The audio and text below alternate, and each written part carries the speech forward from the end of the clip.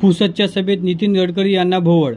पुसद येथील सभेत नितीन गडकरी भाषण करत असताना अचानक त्यांना भोवळ आली।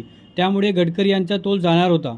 तेवढ्या स्टेजवरील लोकांनी आणि अंगरक्षकांनी नितीन गडकरी यांना सावरले। यवतमाळ जिल्ह्यातील पुसद येथील जाहीर सभेदरम्यान दिनांक 24 एप्रिल 2024 रोजी ही घटना घडली आहे।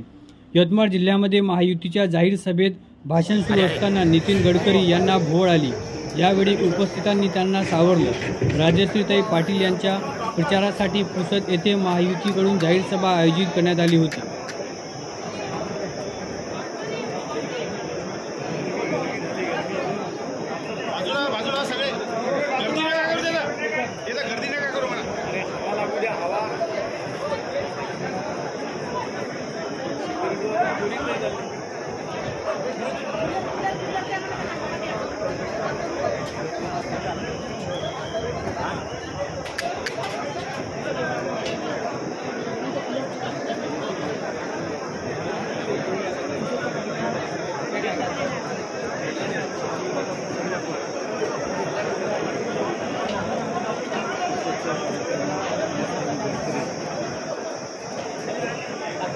सभा संपली पण जायचं